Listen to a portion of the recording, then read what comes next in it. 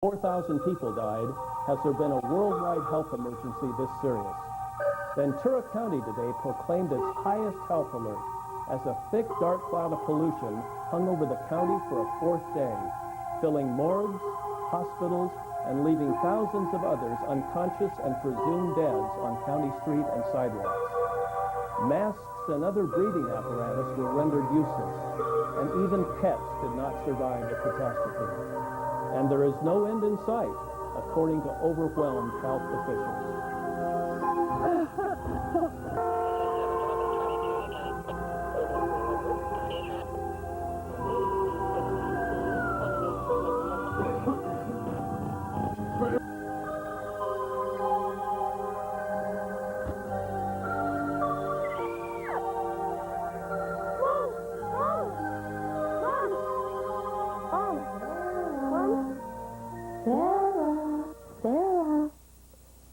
Sarah, you've fallen asleep. It's time to get up for dinner, and you still have homework to do. Come on, sleepyhead. Sarah, come on, honey. Mom, are you okay? So scared. It was horrible. Of course I'm okay. What was horrible? No one could breathe. Everyone was gasping for air, and you were choking. Mr. and Mrs. Evans were on the street. It was complete panic. The gas masks weren't doing any good. Mask? You've just been dreaming. You've had a bad dream. We're all okay. It's time for dinner. Let's get moving.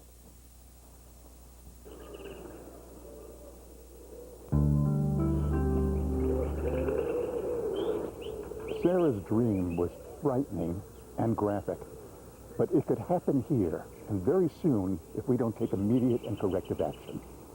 Hello, I'm Herb Edelman. Even right here on Sarah's Street, a clear day is quite deceiving. Look around. Our county is filled with pollutants, specifically ozone, which is invisible to the eye. In fact, Ventura ranks 13th nationally in bad air, and that's frightening. Because even those of us in perfect health are affected. And imagine those with health problems trying to cope and breathe the air 24 hours a day. We can't let Sarah's dream become a reality. The consequences demand a change in our lifestyles now. And that means all of us. In fact, if we all stayed out of our cars one day a week, we could cut emissions by 20%. When you can't breathe, nothing else matters.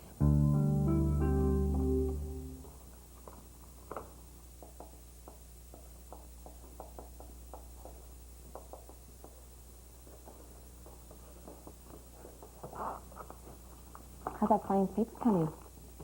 Huh? I'm almost done, and I think I know why I had that bad dream this afternoon. That really shook you up, didn't it? Yeah. It all started in science class when some guest speakers came, and they were talking about pollution and how bad it's getting. And I couldn't stop thinking about it. It was something Dr. Yu said about it. Here in Ventura County, ozone is the main air pollutant. However, it is invisible, so many people are unaware there's a serious problem. Ozone reduces lung function and makes the lungs susceptible to other irritants. Exposure to ozone for 6 to 7 hours, even in low concentrations, has been found to reduce lung functions in young, healthy people.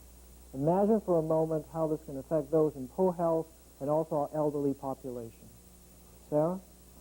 If air pollution continues, will my lungs stop functioning? Sarah, the hazards of air pollution fall most heavily on young people like you. More than 27 million children are potentially at risk for getting breathing disorders like asthma, and air pollution can worsen their lung function. We have to solve this problem now. Hi, John Steidl, triathlete. Last month, I competed in the Canadian Ironman in British Columbia.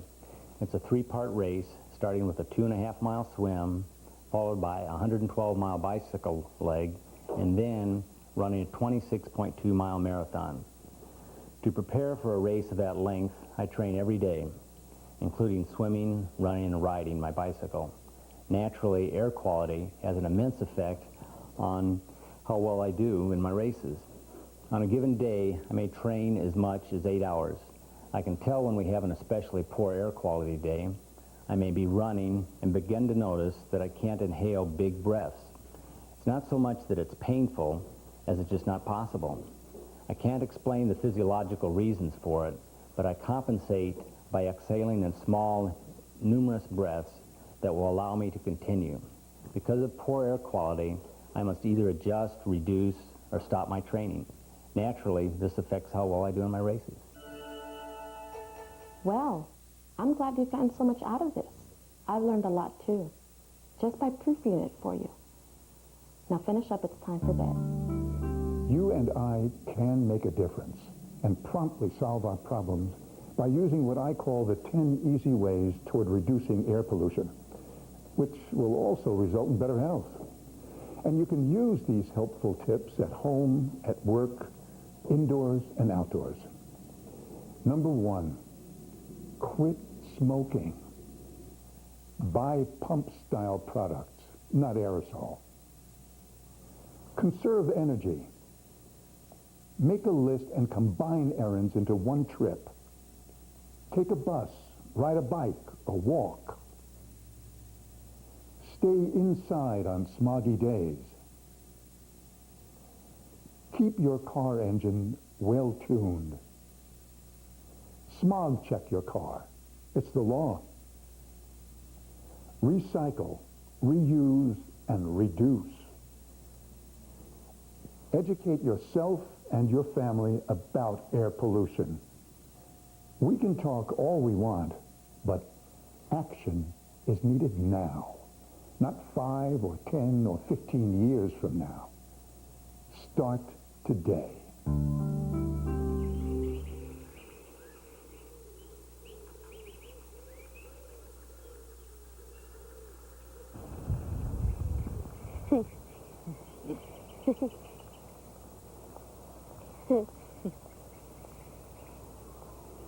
I'm glad you're feeling better and have gotten over the dream you had yesterday. Yeah, me too. I never want to have one of those again.